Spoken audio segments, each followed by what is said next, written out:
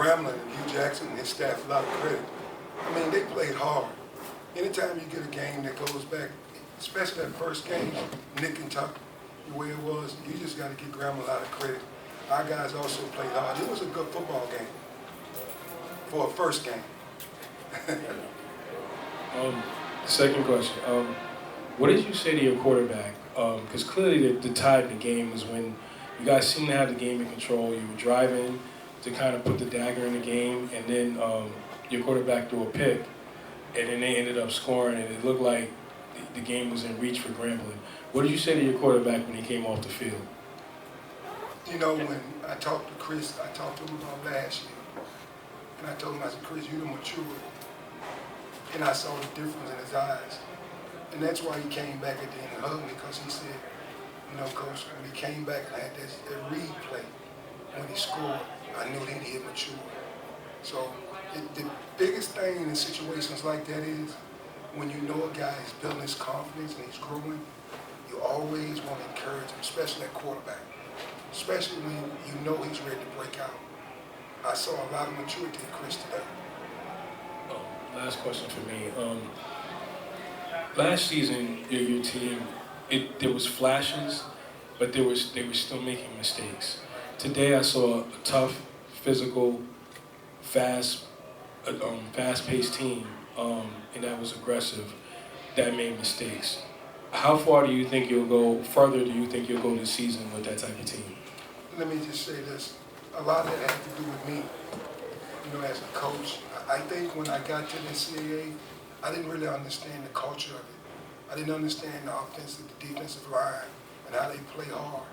I had to make some adjustments myself. And then I had to, with my coaching staff and with the players. And then we understand the toughness and the finishing. You know, you saw the example of it today. You know, Grambling had a lot of momentum, but you know, Hampton kept fighting. And then that's a positive sign this early in the season. How you doing, Coach? Congratulations on your win. I am Nasua Nurul of the Late Night Flight right here in the backyard of Harrison, New Jersey, which is Newark, New Jersey. Right. Congratulations to you. Thank you. And Hampton University. My question to you is about your quarterback, Mr. Christopher Zealous, the man that has went 4 touchdowns today, over 100 yards receiving. Sorry, rushing. I meant to say right. Over 100 yards passing.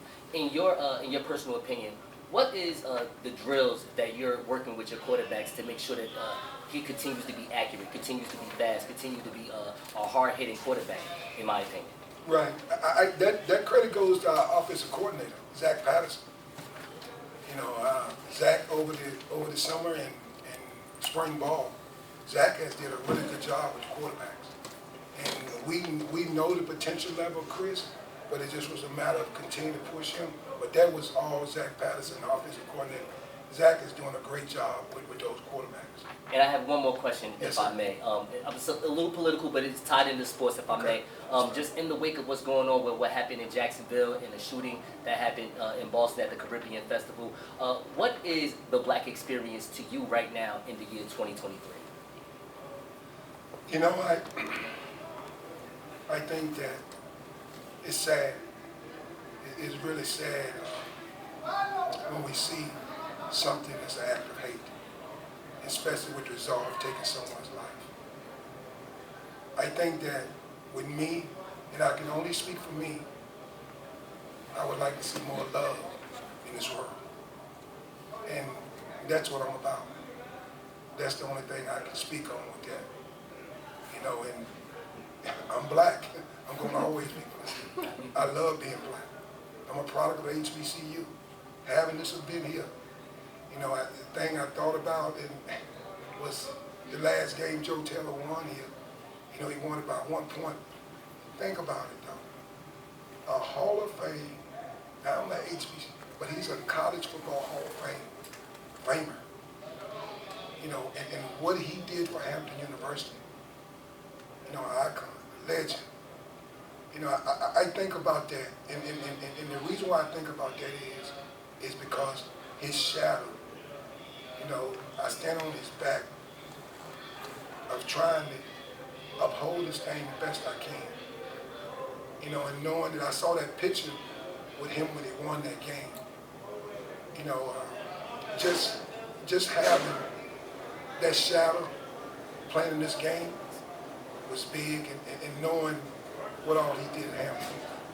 And that's when you talk about that black experience, and when you talk about Hampton football, it starts with your talent.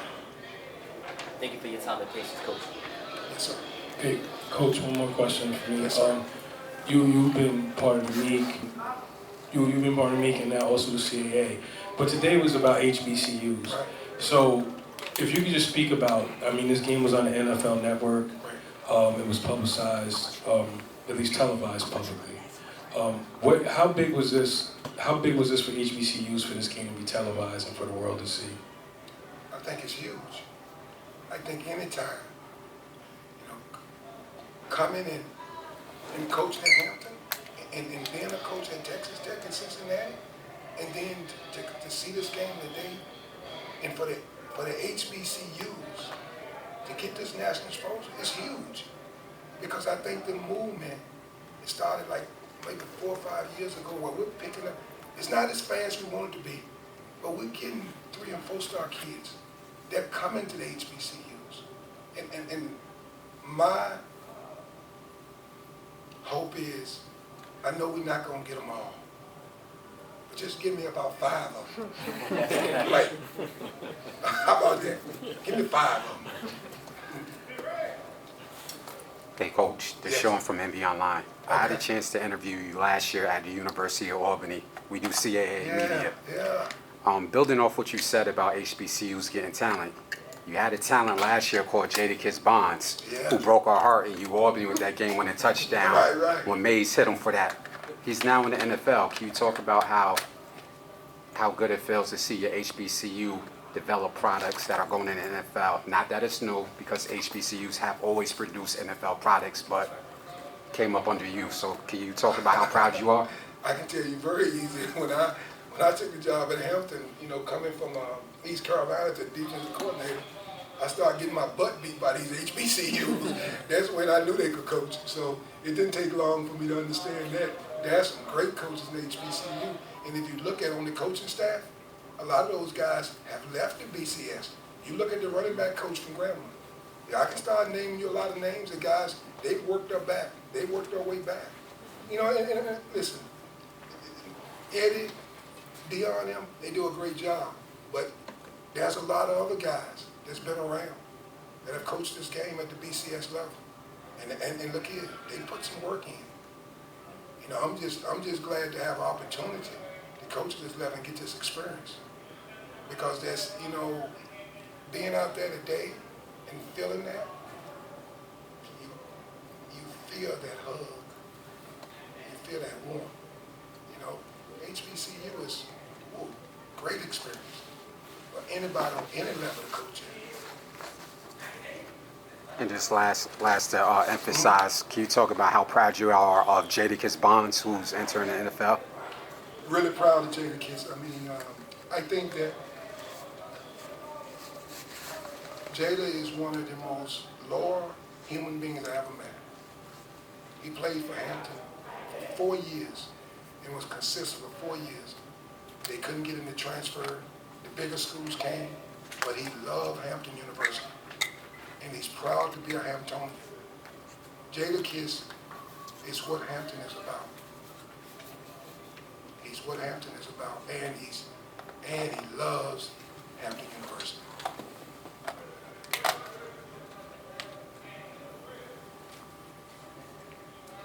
That's it. Thank you for your time, Coach. Okay, thank you guys.